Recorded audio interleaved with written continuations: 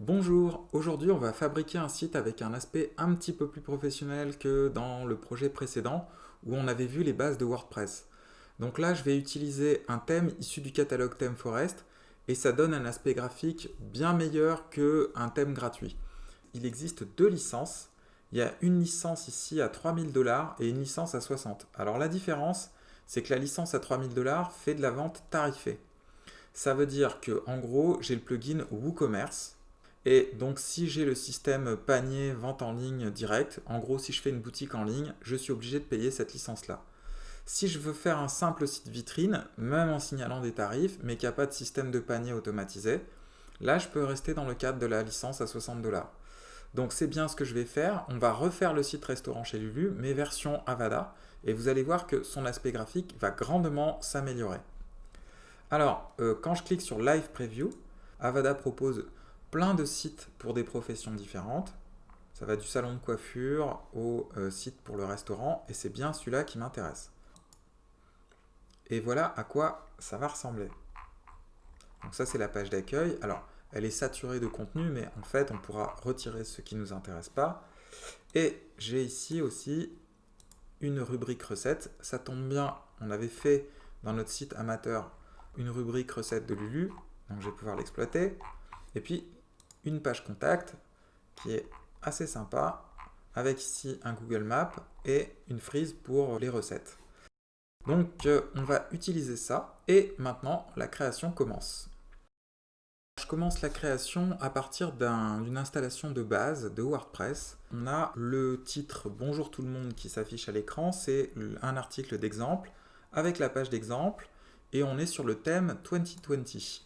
Donc je conseille toujours de commencer avec un WordPress vierge quand vous travaillez avec un thème issu du catalogue ThemeForest. Parce que si votre site est rempli d'extensions, de contenus divers et variés, il va rentrer en conflit avec le contenu du thème qui est déjà bien chargé, vous allez le voir. Donc alors la première chose à faire, c'est une fois qu'on a payé Avada, il faut l'installer de cette manière. Donc j'ai dans mon dossier téléchargement le avada.zip. Donc c'est aussi simple que ça, je fais ajouter, téléverser, et je vais ici dans mon dossier téléchargement. Voici le thème qui m'a coûté 60 $. Je l'installe comme ceci, je l'active. Avant d'activer les plugins, Avada exige une chose, il faut s'enregistrer. C'est-à-dire que si on l'a payé, on a un numéro d'enregistrement que je vais mettre et qui va me permettre d'ajouter tous les plugins que je veux. Donc j'ai donc mis mon numéro d'enregistrement.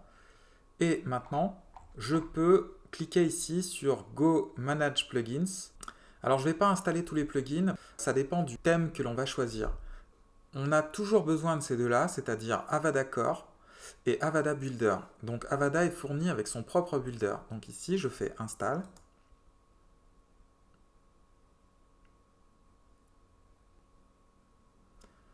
Je reviens au plugin à installer. Je vais installer maintenant le builder. Je vais avoir besoin aussi du Revolution Slider. Alors le slider Revolution, c'est un grand classique.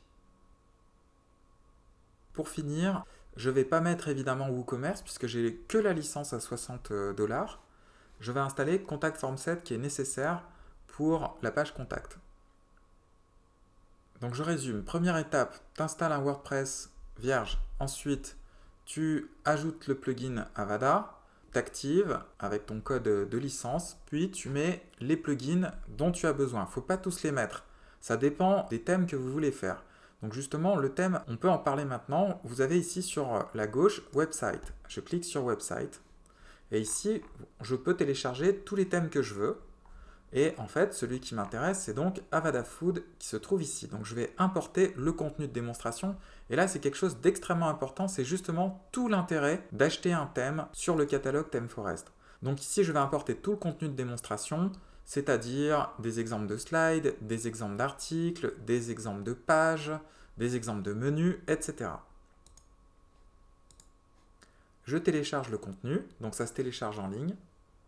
Alors selon les thèmes, ça marche plus ou moins bien.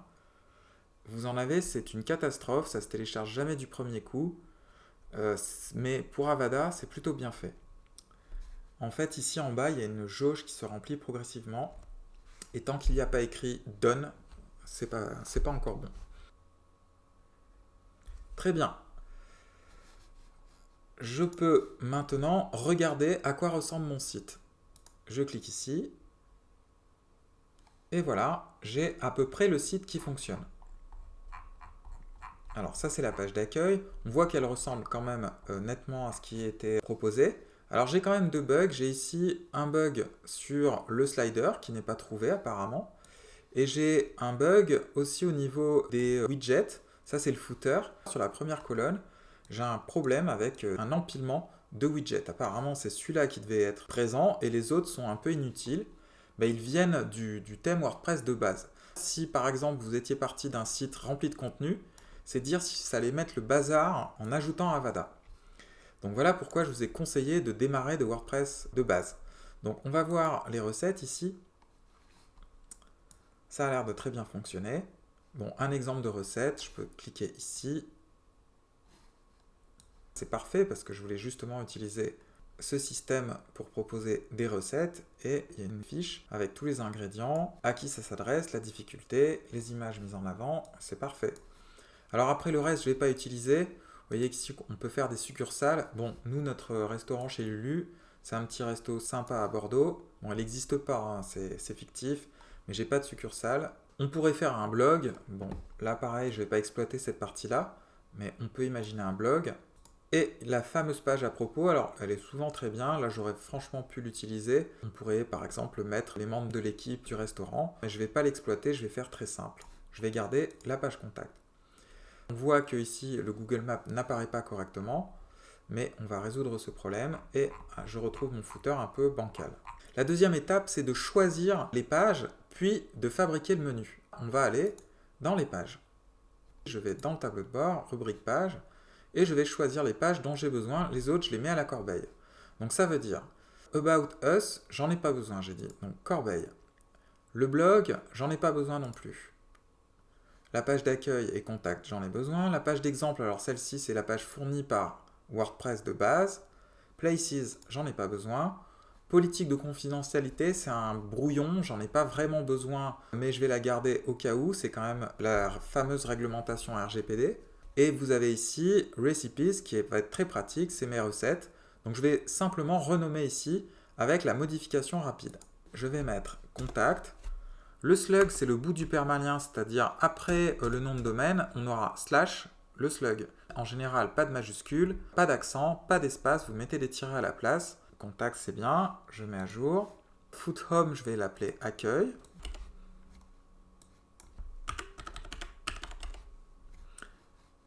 Je mets à jour. Recipes, je vais appeler ça recette de Lulu comme dans le projet précédent. Donc on suppose que notre chef cuisinier va publier quelques recettes une fois par mois, tous les 15 jours, et que ça va générer du trafic sur son site. Donc là, en slug, je peux mettre par exemple recette Lulu. Je mets à jour. Une fois que j'ai renommé mes pages, je vais les mettre dans le menu, c'est-à-dire je vais dans apparence menu. Vous voyez qu'il y a plusieurs menus possibles. Je vais choisir le menu principal, Food Main Menu, sélectionner. Et déjà, je vais virer toutes les pages qui sont rouges, puisque je les ai mises à la corbeille. Elles ne sont plus raccordées. Ensuite, je m'assure qu'elles sont bien dans le bon ordre. Alors ici, j'ai quand même un problème. J'ai Home. Moi, c'est pas Home, c'est Accueil. Donc j'en profite pour le traduire tout de suite. J'enregistre.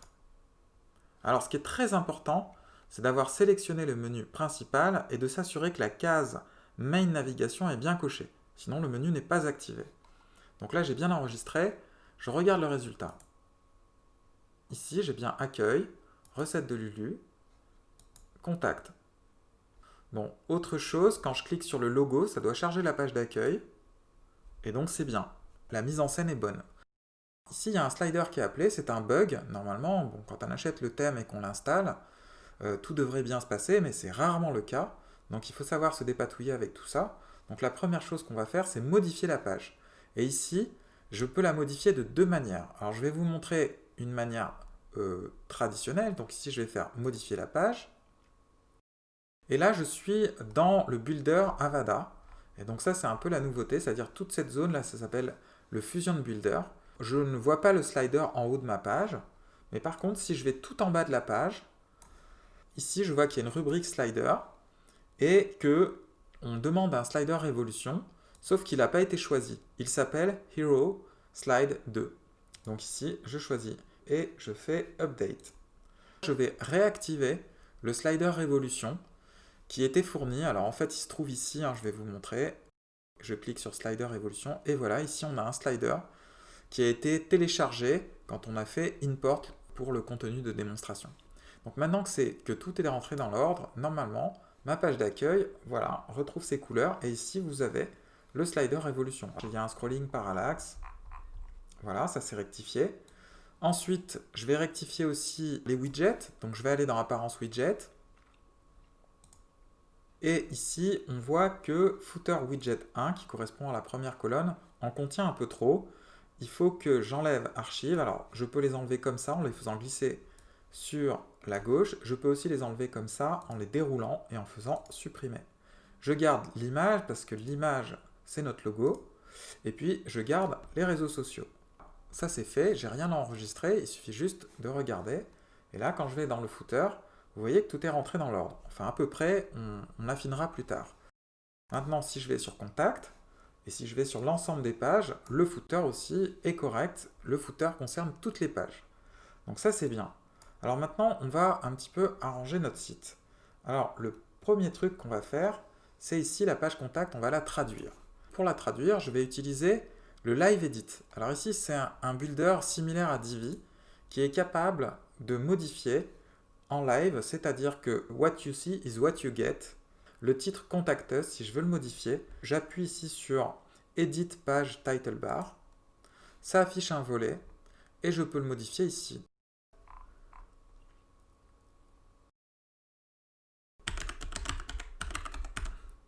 Le restaurant chez Lulu vous accueille, place Gambetta à Bordeaux.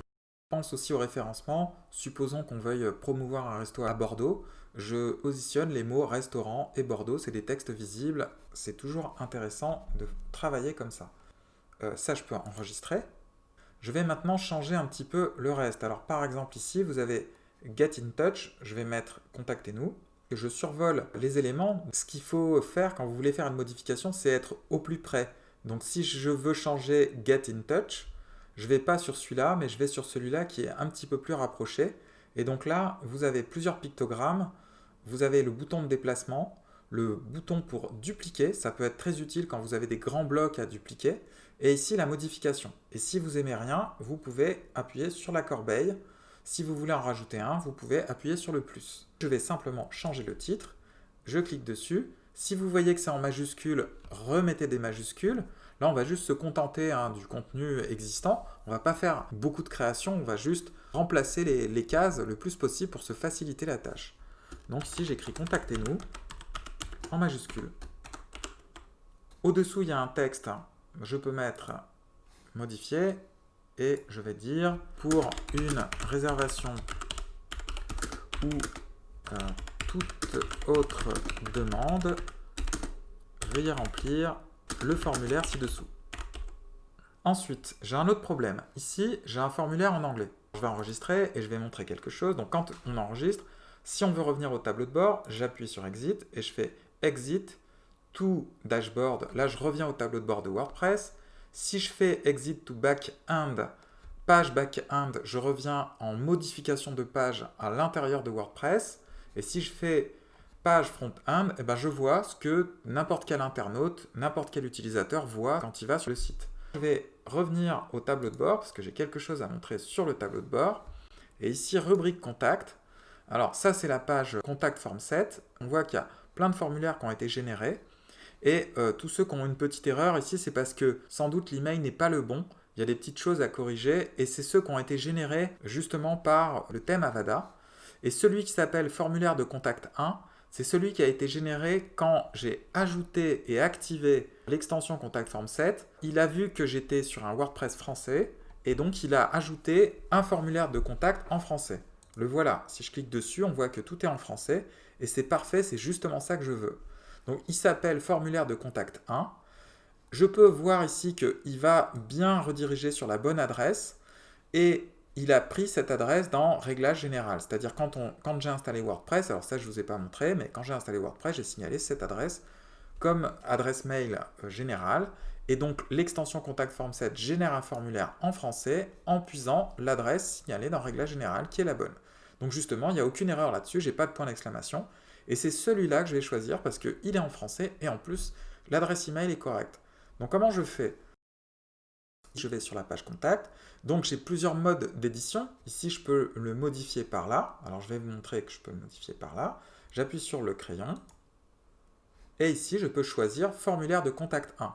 Alors là, je suis en mode modification depuis le tableau de bord. Je peux mettre à jour ici ou appuyer sur Update au-dessous. Mais je peux faire différemment. Je peux aussi aller dans Edit Live. Et j'aurais pu faire comme ceci, c'est-à-dire appuyer sur le pinceau ici et choisir formulaire de contact ici. Donc ça, c'est parfait. Vous voyez que le formulaire, il est bien en français. Et en plus, la charte graphique est conservée, c'est-à-dire le bouton, il est bien en orange. J'ai aussi les réponses qui automatiquement vont s'afficher en français, c'est vraiment bien. Donc ensuite, je poursuis les trois petites cases ici. Donc là, c'est très simple. J'appuie sur... Donc ici, je vais mettre adresse. Et je vais écrire l'adresse. Alors ça doit être au-dessous, sans doute. Alors, pour le référencement, peut-être que je devrais réinjecter la raison sociale, donc c'est-à-dire restaurant chez Lulu. Pareil, ça place toujours restaurant Bordeaux. Alors que si j'avais pas mis un restaurant chez Lulu, mais que j'avais mis que 10 place Gambetta Bordeaux, eh bien, je positionne pas le mot restaurant. Donc, il faut toujours penser au référencement. Là, par exemple, petite astuce, j'appuie sur Shift Entrée pour générer une balise BR. Shift Entrée permet de faire un saut de ligne moins important.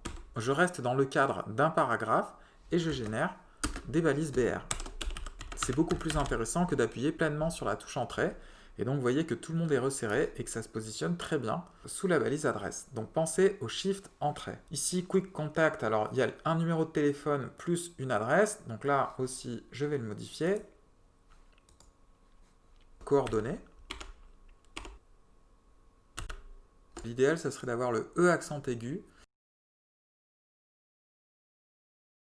Donc je l'ai copié-collé. Ensuite, je dois mettre le numéro de téléphone. Alors ça se trouve au-dessous, comme ceci. 05 56 56 56 56. On va imaginer que Lulu a un nom de domaine. Alors pour le moment, je le fais en local, mais on va imaginer que c'est lulu.fr. Donc je fais contact@lulu.fr. OK. Au-dessous, on a les horaires d'ouverture.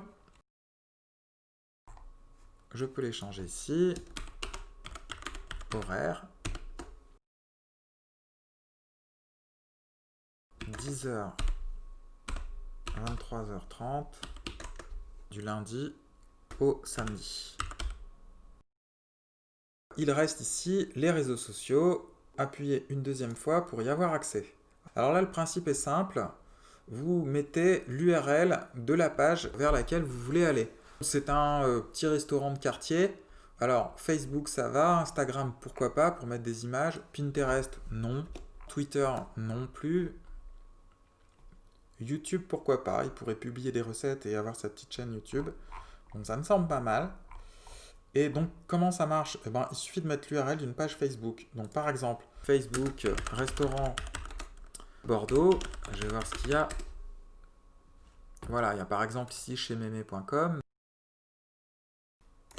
L'URL, HTTP, voilà. Et j'enregistre tout ça. Donc là, normalement, il va tout m'enregistrer, toutes les modifications de l'ensemble de la page. Je fais Exit, tout front-end. Et je regarde le résultat. Donc c'est formidable. Ça s'ouvre même sur une autre page, ce qui est parfait. Bon, je ne vais pas renseigner les autres, mais le principe, c'est si on laisse un champ vide, ça s'efface. Et si on met quelque chose, eh ben, ça fait apparaître le pictogramme. Donc c'est parfait. Maintenant, j'ai besoin du Google Maps. Alors on voit que ici, il y a une grosse déconnade, il n'y a pas de Google Maps. Alors je vais faire Edit Live, modifier, et ici vous voyez qu'il y a marqué Google API type. Donc l'API, ça veut dire Application Programming Interface. Donc en fait, Google fait payer Si on veut un plan custom, ça veut dire qu'on veut des couleurs, une présentation un petit peu différente qui est adaptée au site. Là, ça devient payant. Normalement, il faut que je crée un compte Google, que je dépose ma carte bleue, et là, en retour, Google Maps va me donner un code API que je peux renseigner dans Avada. J'ai pas trop confiance de donner ma carte bleue, même si Google dit les 100 000 premiers clics, je crois que c'est ça, c'est gratuit. Sauf que, imaginons, 100 000, ça paraît énorme, surtout pour un tout petit restaurant. Mais imaginons qu'il y a un robot qui s'emballe, il y a un petit logiciel qui appelle tout le temps ton Google Maps et qui l'appelle pendant une journée. Il va largement déplacer les 100 000 clics, et là, tu te retrouves avec ta carte bleue qui commence à débiter de l'argent. J'ai pas trop confiance en ça. Je pense qu'il faut trouver des alternatives. Alors, je vais vous montrer deux alternatives. Alors, ici, vous voyez, si je mets l'adresse, 33 000 Bordeaux, ça va pas fonctionner pour autant. Si je fais Save, on ne voit pas le Google Maps apparaître. Ça ne fonctionne pas. Il y a une autre solution, c'est ici. Vous allez choisir Armed API. C'est le Google Maps gratuit, non custom. Alors par contre, il faut répéter l'adresse. Et là, j'ai le plan Google qui apparaît de base. Alors, il est non custom, ça veut dire c'est le plan avec des couleurs et une épingle non personnalisée. Par exemple, un plan custom, tu peux mettre plusieurs épingles sur un même plan. Tu peux mettre une tonalité orangée. Tu peux mettre un PNG ou un SVG à la place de l'épingle. Tu peux vraiment tout régler. Ici, on peut régler quelques trucs. Vous voyez, je peux quand même régler le niveau de zoom. Donc, ça dépend si tu as une clientèle de quartier. Là, par exemple, je peux zoomer un peu plus si vraiment je m'adresse à une clientèle qui est dans le quartier. Ou si je veux une clientèle sur toute la ville, je peux dézoomer. J'enregistre. Je voulais vous montrer, quand on va sur le site officiel Avada, I accept, vous avez ce que c'est qu'un plan custom. Vous voyez qu'ici, les tonalités de couleurs, marron-grise avec une bulle orangée. Pour avoir ça, il faut un code API. Et pour avoir un code API, il faut que tu donnes ta carte bleue à Google. Moi, je préfère avoir un plan qui est non custom, c'est un peu moins joli. Il y a une autre alternative, c'est tout simplement opter pour OpenStreetMap. On tape ici notre adresse. Donc, je vais taper 10 Place Gambetta. Je vais ajuster le zoom. OpenStreetMap, c'est un système de cartes libre, fait par les internautes pour les internautes, et il est très bien fait. Je peux évidemment la partager, inclure le marqueur, HTML, et là j'ai le code HTML d'intégration. Je peux le copier, je vais dans le Live Edit, j'ajoute un élément au-dessous. Parmi tous les éléments proposés, je peux mettre code bloc, je vais coller tout ce code. Au-dessous, afficher une carte plus grande, j'en veux pas. J'enlève BR, small, jusqu'à garder que /iframe. Ensuite, le plan, il est trop petit, évidemment. Il y a marqué width égale 425. Je vais mettre 100%. Pour finir, il y a marqué style border 1px. Moi, je veux pas de bordure noire. Je vais mettre 0. Et voilà, ça y est, j'ai mon plan.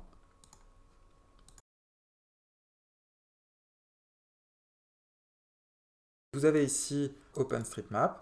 Alors évidemment, on n'est pas habitué aux couleurs et tout ça, mais il est quand même très très beau. Et vous verrez qu'il y a beaucoup de sites qui commencent à utiliser OpenStreetMap parce qu'ils ne veulent pas forcément des API Google Maps. Donc, ou bien je mets un plan non custom pour Google Maps, ou bien je peux mettre OpenStreetMap grâce à un objet de code. C'est-à-dire, je peux mettre n'importe quel type de code dans Avada.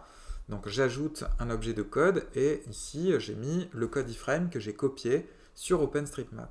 Voilà, alors je vais l'enlever, je vais garder le Google Maps, je vais faire simple, mais vous voyez que tout est possible. Donc là, je vais faire Edit Live, et je vais ici supprimer celui-là. J'appuie sur la corbeille. J'enregistre.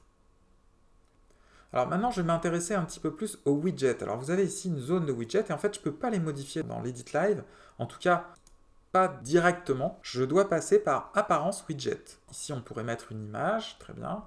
Alors, je ne vais pas la changer. Ici, par exemple, il y a les réseaux sociaux. Je vais refaire les réseaux sociaux. Donc, ça veut dire je ne prends pas Twitter. YouTube, ça me va.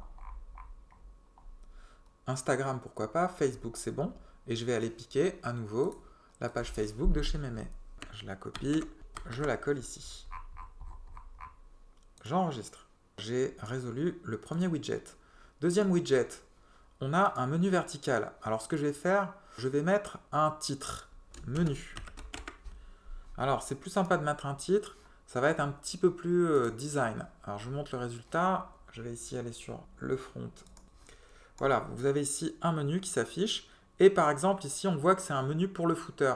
Donc souvent dans le footer, on met les mentions légales, la page à propos, la politique de confidentialité. Alors justement, ça tombe bien, WordPress édite toujours une page politique de confidentialité qui est sous forme de brouillon et que je vais publier. Donc je vais dessus. Alors normalement, évidemment, c'est à remplir. Et je rappelle que c'est la réglementation RGPD. Donc voilà, je la publie. Je vais dans Apparence menu. Et dans Apparence menu, je sélectionne le footer menu. Footer menu, sélectionné. Donc il y a toutes les pages que j'avais mises à la corbeille à rectifier. Et je vais ajouter ma page politique de confidentialité comme ceci. Alors il faut faire afficher tout. Il n'affiche que les pages les plus récentes sinon. Ne cochez aucune case, c'est par son nom qu'elle va être appelée par le widget. Donc j'enregistre juste. Je vais dans Apparence widget. Vous voyez qu'il dit vertical menu et que ici, le menu sélectionné, c'est Food Blog Footer Menu. Donc j'ai rien à faire de spécial, à part tout à l'heure on a mis le titre, c'est très bien. Et maintenant, voilà ce que ça donne. J'ai un menu spécifique qui est différent du menu ici qui est le main menu. Allez, widget suivant, il y a contact. Certains thèmes centralisent, on écrit une fois l'adresse et elle se répercute partout. Là, ce n'est pas le cas, donc je dois inlassablement recommencer pour l'adresse. C'est le widget numéro 3. Quand vous voyez des crochets ici, ça s'appelle un code court. Et un code court correspond à des extensions. Ça veut dire on a une extension qui veut se positionner quelque part. Et pour qu'elle puisse se positionner, elle utilise une expression entre crochets qui est propre à WordPress. Alors c'est assez logique. Première chose, je vais mettre displace Gambetta.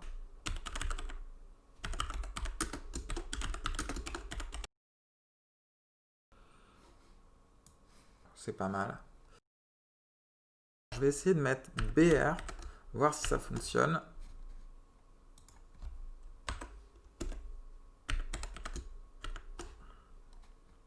Alors de deux choses l'une, ou bien il va m'afficher BR, ou bien il va vraiment faire le retour à la ligne. C'est super, je viens de le voir, il fait le retour à la ligne. On met le numéro de téléphone. Ici une petite balise A qui affiche un numéro de téléphone. Alors ça permet de lancer le numéro de téléphone quand tu appuies avec tes pouces sur ton téléphone. Alors ici tu mets pas d'espace. Et ici ça c'est le numéro de téléphone affiché, celui qui est décoratif. Bon ben si tu es français, tu fais une disposition avec 5 paires de chiffres. J'enlève le petit plus ici. 1, 2, 3, 4. Pour l'email, c'est pareil. Le Mail-to est hyper utile maintenant avec les tablettes et les téléphones portables.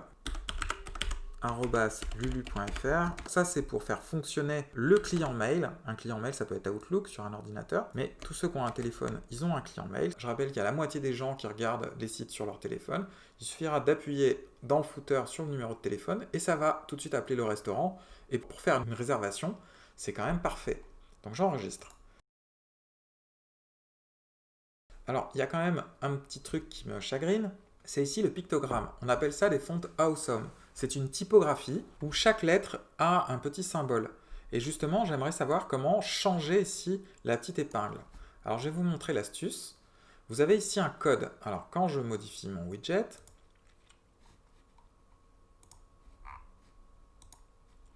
on voit ici un code. Alors, vous voyez, il y a marqué FA, Map, Marker, Alt, FAS. Vous tapez font awesome. Je vais sur le premier site. Et je vais sur Icons. Et tous ceux qui sont en noir, comme ça, ils sont libres. Je vais taper Map. Alors, il vaut mieux taper des mots anglais. Quand je tape Map, ici, j'ai toutes sortes d'épingles. Alors, je pourrais changer par cette épingle, ou en mettre d'autres, mettre ça ici, mettre toutes ces petites cartes. Voilà, on peut changer plein de choses. Bon, alors par exemple, je vais prendre le premier, je ne vais pas me fatiguer, je clique dessus. Et ici, il y a tout le code d'intégration et on retrouve la même expression. Par exemple, si je code en HTML, je peux écrire FAS, FA, map-things. Et donc, il suffit d'écrire ça pour que ce soit correct. Et donc, si je vais dans mon widget, ici, je vois qu'il suffit de mettre à la place de marqueur alt, j'écris things. J'enregistre. Je regarde.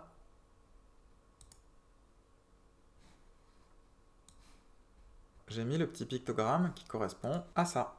Le dernier widget, c'est le 4e ici. Je vais dans Widget et je m'occupe du footer Widget 4. Et ici, il propose une application. Bon, notre pauvre restaurant chez Lulu n'a pas d'application.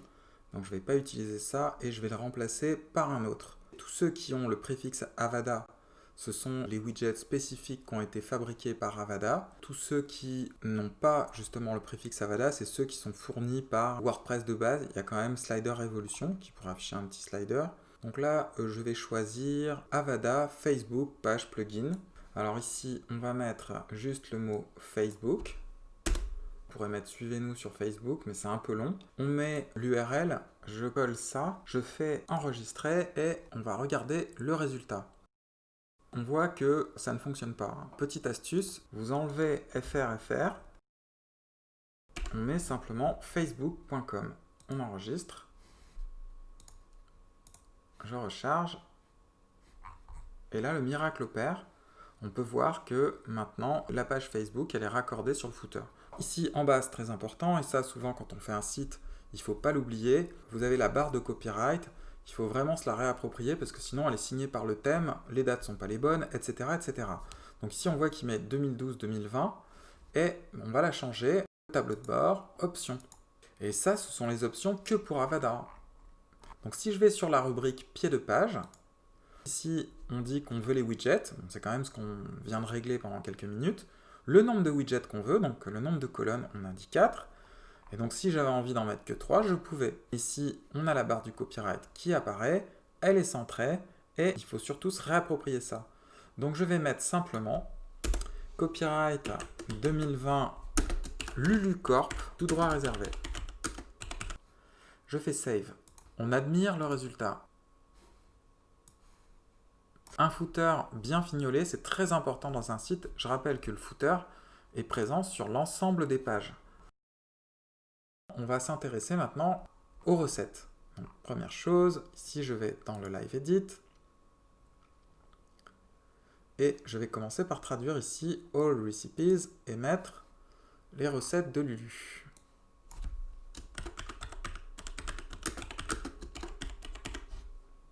Voilà qui est fait. Donc je vais mettre un petit slogan. Je vais dire chaque semaine une nouvelle recette de notre chef étoilé Lulu. Donc vous le voyez apparaître ici. Ensuite ici il y a toutes sortes de recettes. Bon, c'est pas par ici qu'on va rajouter des recettes. Vous allez voir par où il faut aller. Donc là je peux sortir et je vais aller dans le tableau de bord. Donc exit to dashboard. Je vais sur, alors non pas les articles, parce que dans les articles, c'est pour la partie blog que je ne vais pas utiliser, donc ça commence bien. Je vais tout mettre à la corbeille, j'en ai pas besoin. Je vais plutôt m'intéresser à portfolio. Si je regarde mon site et que je vais dans recettes de Lulu, ici je vois que ça correspond à portfolio. Donc ils auraient pu mettre recipes, mais ça veut dire que c'est pas assez fignolé de la part d'Avada. Je vais tout mettre à la corbeille et on va faire notre propre recette ici. Alors quand c'est à la corbeille, c'est pas encore foutu. Tant que tu n'as pas vidé la corbeille, je peux ici les repêcher. Je fais ajouter. Je peux aussi faire créer portfolio. Et puis je vais saisir tagliatelle carbonara.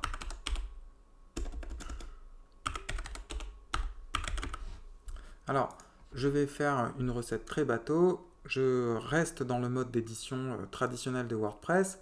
Je vais mettre voici la recette tagliatelle carbonara de notre chef Lulu. Deux points. Je vais lister des ingrédients. Je fais très basique. Tagliatelle. Non, c'est pas grave. Des lardons, œufs, crème fraîche parmesan. Voilà, bon, l'idée c'est de comprendre comment on fait un article. Ensuite, ce qui est très important ici, c'est de cocher la case. Alors ici, vous avez featured, qui est très important pour que ça se greffe sur la page de recettes de Lulu, et l'attest recipes. Voilà, alors ces deux-là sont très importants, je vais vous montrer où elle va apparaître. Alors deuxième point très important aussi, c'est de mettre une image mise en avant. Donc ça veut dire une image qui représente tout l'article.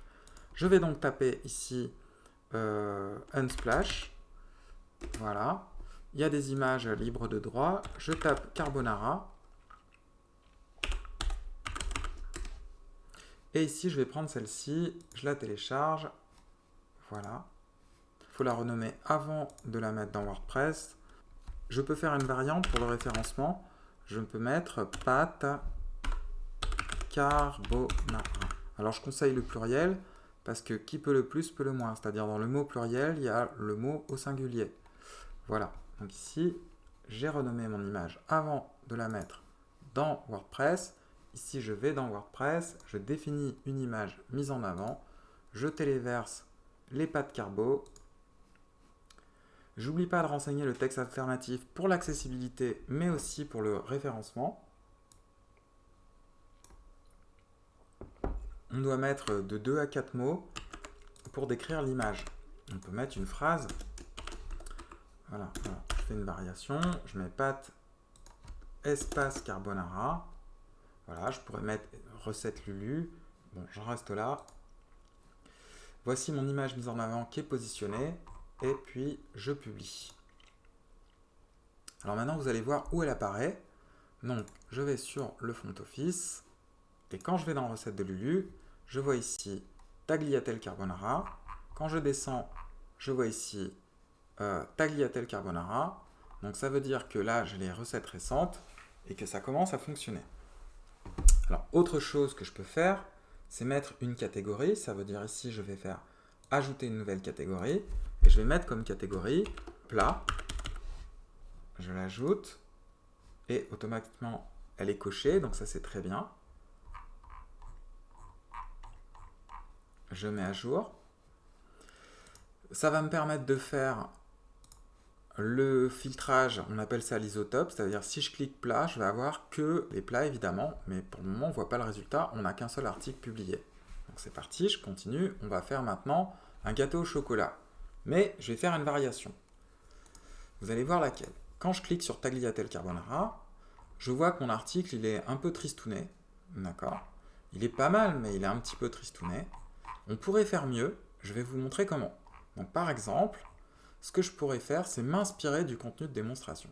Je vais donc dans Portfolio et je vais en repêcher un dans la corbeille. Alors je vais repêcher le premier. Je vais ici sur Portfolio et là j'ai cet article. Je vais le modifier. Alors, une fois n'est pas coutume, je vais le modifier en live.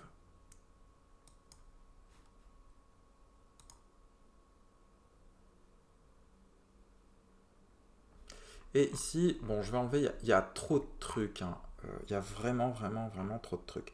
Bon, par exemple, je sais pas, ici, bon, il y a un texte d'introduction, il y a une image. Je vais enlever tout ça. Donc ici, vous voyez comment je peux faire. Je survole, je mets corbeille. Pareil pour ici, corbeille.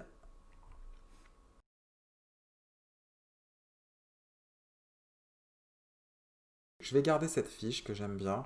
Donc ici, on peut imaginer de mettre Lulu, le type de cuisine, la difficulté de la recette. Là, c'est un lien vers Instagram. On peut mettre énormément de choses. Bon, ça, je ne vais pas le garder parce que là, c'est vraiment... c'est la recette ultra détaillée. Voilà, j'enlève pas mal de choses. Ça non plus, ça ne m'intéresse pas. Bon, il y a beaucoup de choses. Et ça, je vais garder. J'ai une petite recette avec justement les ingrédients. Et vous voyez que c'est beaucoup plus sympa que ce que j'avais sélectionné. Alors ici, l'inscription à la newsletter, non merci. On peut partager l'article dans les réseaux sociaux, mais vous voyez, c'est écrit ici aussi. Donc là, je vais peut-être pas tout garder. Je vais le virer ici. Voilà. Projet connexe, pourquoi pas. On verra les autres recettes. Laissez un commentaire, pourquoi pas. Ça peut être sympa. Donc vous voyez que j'ai réduit un peu ma fiche et je me suis fait une espèce de fiche type en partant du contenu de démonstration de portfolio. J'enregistre. Je ferme et je vais sur le tableau de bord. Dans le tableau de bord, je vais installer une nouvelle extension. Duplicate page. Voilà, c'est bien celle-ci que je veux. Je l'installe. Alors vous voyez qu'elle a son petit succès, 1 million d'installations, tout ça. Alors en fait, elle peut dupliquer n'importe quoi. Des pages, des contenus personnalisés.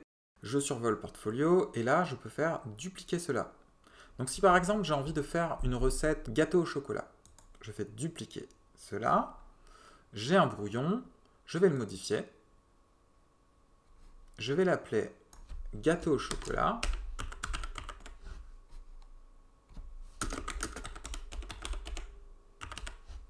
Et puis, alors je peux publier déjà, mais je vais ici faire une catégorie.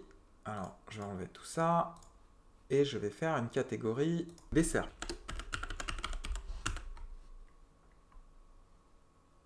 J'ajoute. Donc là, j'enlève bakery, je garde dessert, featured, latest recipes. Ça c'est très bien. D'ailleurs, les autres catégories, il faudrait que je les vire. Alors je vais vous montrer où je peux faire ça. Alors ici, vous avez Portfolio Categories.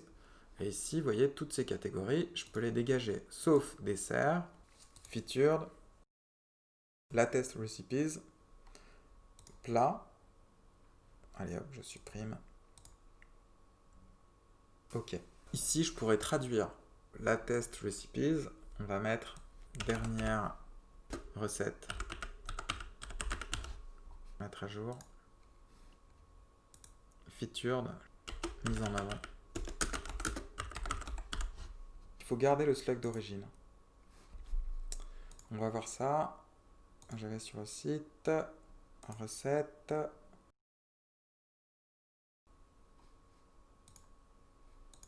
Là, ça a l'air de fonctionner.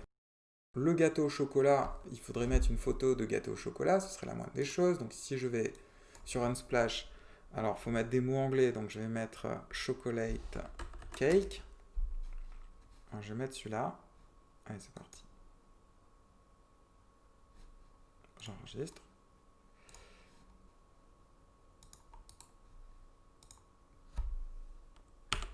Gâteau chocolat. Pour l'ajouter, je vais sur mon gâteau au chocolat.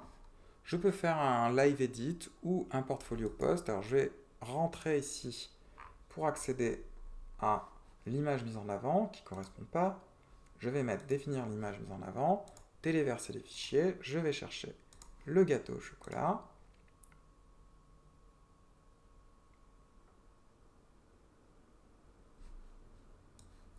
Je vais mettre le texte alternatif gâteau au chocolat. On met un descriptif de l'image avec des mots-clés. On pense aussi au référencement. On pense aux deux, au référencement et à l'accessibilité. Donc voilà qui est pas mal. J'ai mis à jour.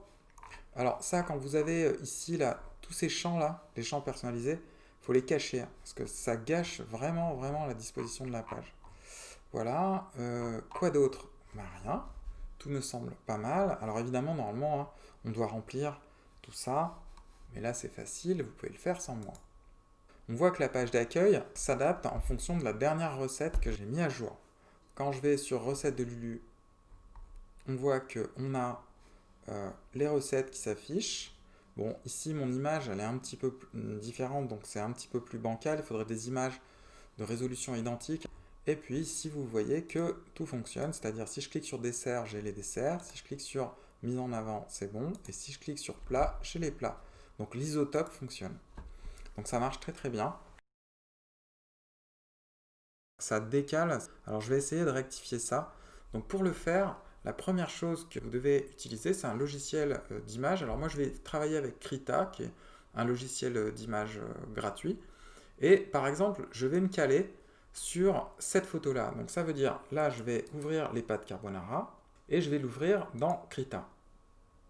Logiciel gratuit pour Windows, pour Mac, pour Linux. Je vais sur Images, redimensionner l'image à la nouvelle taille, et là je vois que mon image, elle fait 3000 sur 2000, c'est un peu trop. Je vais imaginer une image plutôt qui fait du 1200. Et là, il me propose 1200 sur 800 et on va dire que c'est la résolution que je choisis. Elle conviendra un petit peu pour tout sur une grande surface et puis elle se chargera relativement vite sur un téléphone. J'enregistre cette première photo et on va se caler sur cette taille-là. Je vais donc sur l'autre photo, gâteau au chocolat, je fais ouvrir avec, Krita. La première chose que je peux faire, c'est déjà redimensionner l'image à la nouvelle taille. Alors, d'abord, je vais indiquer la largeur. Donc, je vais mettre 1200. D'accord. Et ensuite, je vais utiliser l'outil de recadrage, ici, pour qu'elle soit aux bonnes dimensions. Donc, vous voyez ici la largeur 1200. Et puis ici, je vais lui indiquer 800 pixels de haut. Donc, je peux verrouiller d'ailleurs la largeur et la hauteur, comme ça je suis sûr de ne pas me planter. Par exemple, je vais faire ça. Donc là, j'enregistre. Et je peux fermer Krita. Et mes deux images sont de même taille. Donc maintenant que j'ai ça, je vais dans Portfolio. Je vais sur Gâteau au chocolat. Et ici, je vais redéfinir l'image mise en avant. Je sélectionne gâteau au chocolat à la bonne résolution.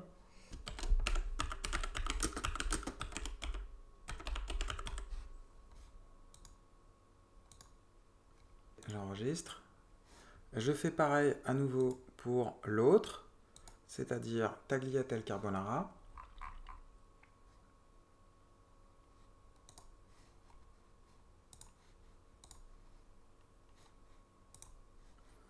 Donc comme ça s'affiche sur une frise, c'est sûr que je ne peux pas laisser les résolutions au hasard.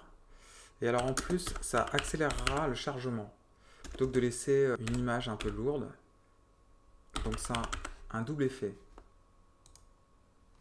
C'est sûr que de passer, par exemple, celle-ci, elle était à 3000 à 1200, son poids va être divisé et l'image mise en avant est utilisée dans sa taille d'origine. Donc je ne peux pas lui dire d'utiliser une version plus petite de l'image. Donc de ce fait, je vais considérablement accélérer le chargement de ma page d'accueil qui utilise une des images mises en avant et beaucoup d'autres choses sur mon site. Donc là, je recharge et vous voyez ici que cette fois-ci, la frise est parfaite. Alors là, ça c'est encore une autre photo. Il faudrait que là aussi, je change cette photo pour qu'elle soit à la bonne résolution.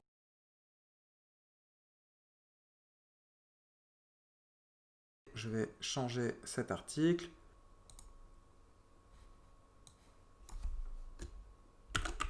Salade de Lulu.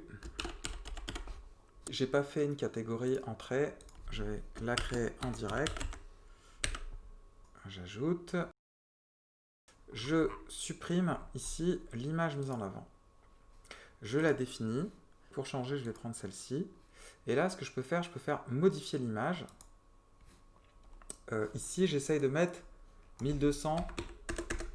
Alors, je ne peux pas mettre 1200 sur 800. Par contre, je peux mettre 1219 sur 800. Alors, je redimensionne.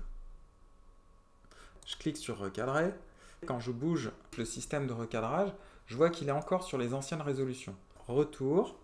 Je clique sur l'image. Je fais à nouveau modifier. Ah, c'est compliqué. Puis, je vais tenter un recadrage. Donc là, si je vois 1219 fois 800, et je vais essayer de faire 1200 fois 800. Donc là, j'appuie sur recadrer, j'enregistre, et normalement, je suis aux bonnes dimensions. Si je clique dessus, il a fait quand même 1200 par 801. Vous voyez, c'est pas du tout parfait. Donc vous voyez que c'est compliqué de le faire dans WordPress. C'est pour ça que je vous ai montré Krita. Salade de Lulu. Je fais définir. J'update. Et ça devrait être propre quand même. Mais on voit que WordPress n'est pas trop au point pour retailler correctement les images. Donc maintenant, si je clique sur recette de Lulu, c'est hyper propre, je vois bien ma recette, ma salade ici. Si je vais sur la page d'accueil, il m'a choisi cette photo, et puis on voit qu'ici, il commence à mettre mes nouveaux articles en avant. Je vais nettoyer un peu la page d'accueil parce qu'il y a plein de choses que je ne veux pas.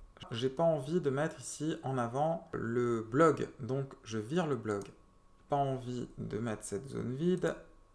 Les recettes populaires, pourquoi pas. Toute cette partie-là, j'en veux pas. Toute cette partie-là non plus. La newsletter, j'en veux pas. Il me manquerait encore une quatrième recette, mais vous avez compris comment ça marche.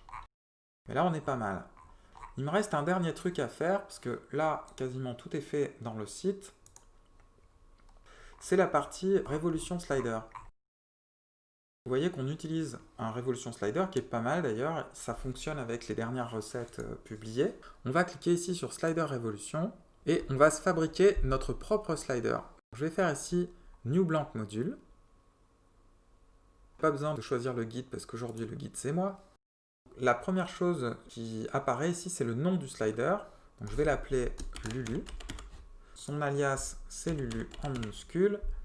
Et en gros, là où tu mets ce code court, apparaîtra le slider, mais vous verrez que ce sera très simple de l'intégrer sur la page d'accueil. Layout. Ici, vous avez les dimensions de 1240 sur 900. Alors, 1240, c'est très bien comme largeur. Ça permet d'être bien sur les téléphones comme sur les grands écrans. Les grands écrans, souvent, la résolution, c'est 2000 pixels de large. 1920, mais le slider sera légèrement étiré. Il faut penser que cette même slider sera utilisée aussi pour les téléphones. Donc, il ne faut pas mettre trop grand, il ne faut pas trop gaspiller. Ça risque d'alourdir ta page d'accueil. Donc là, je fais un compromis. Alors, je veux une bande, donc je choisis une hauteur réduite, pas 900 pixels, ça couvrirait tout l'écran. J'enregistre.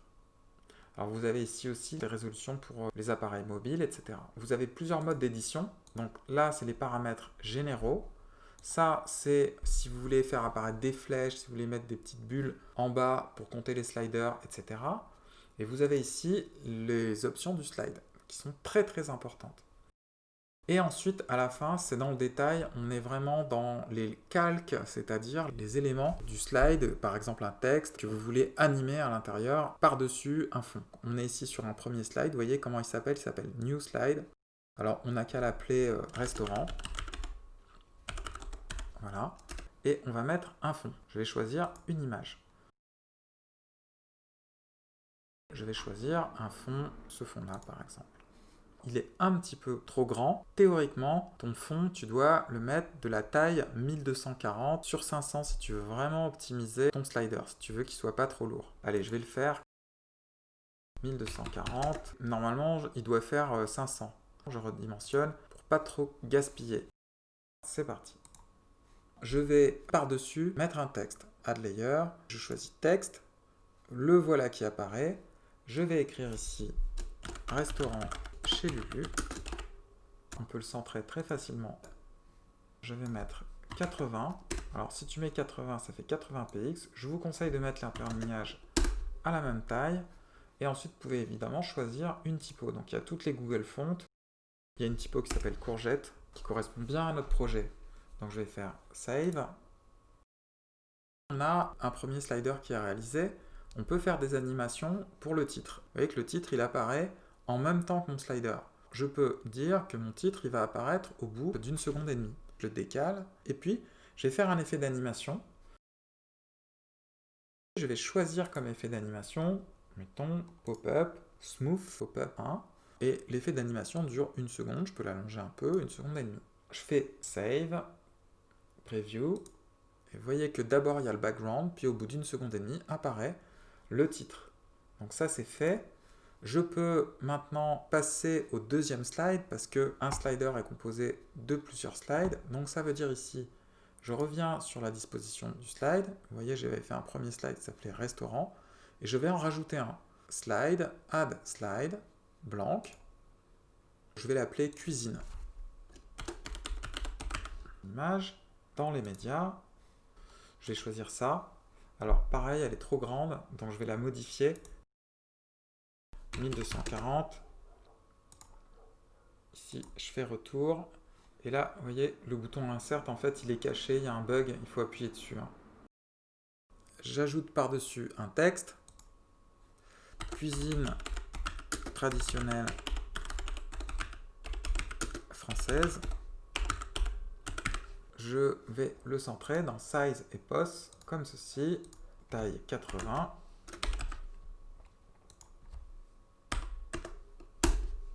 Typo courgette. Très bien. Ici, je vais faire un effet d'animation. Donc, je clique sur In. Et puis, ici, je vais mettre un truc un peu différent. Ouais. Qu'est-ce qu'il y a d'autre? Les rotations, bon, c'est un peu maladroit. Normalement, il faut être sobre. Ouais.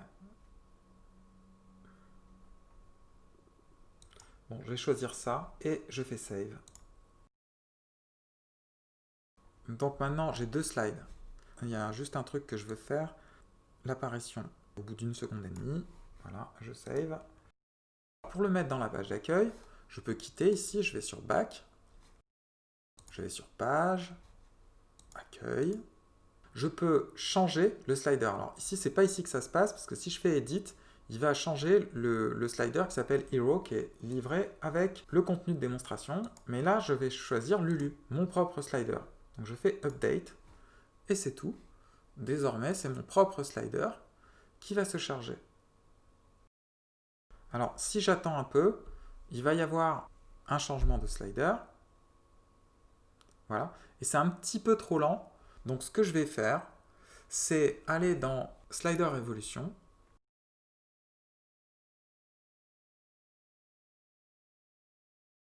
On va dans les réglages généraux du slide et dans Défaut. Ici, on peut dire que chaque slide dure, par exemple, 4 secondes. 4000 millisecondes. Donc ça, c'est le premier point.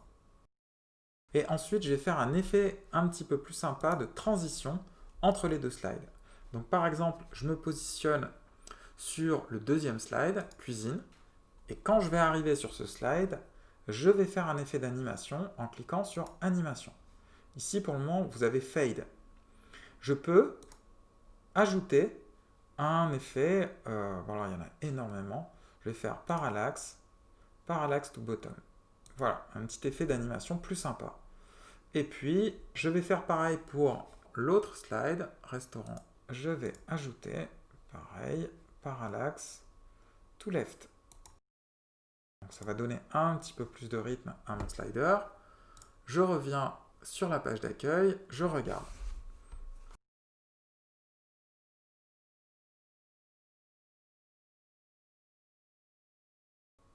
Donc voilà. Bon, alors c'est un peu maladroit. Les photos que j'ai choisies, elles sont pas géniales, mais c'est juste pour vous montrer ce qu'on peut faire avec Revolution Slider, vite fait comme ça. Donc voilà, on a maintenant un site qui a un aspect un petit peu plus professionnel que le précédent site que j'avais fait pour apprendre les bases de WordPress. On voit quand même l'intérêt de acheter un thème sur le catalogue ThemeForest. On pourra le mettre en ligne sur chez un vrai hébergeur, parce que vous voyez qu'ici il est en local. Et ça d'ailleurs, c'est l'objet d'une prochaine vidéo.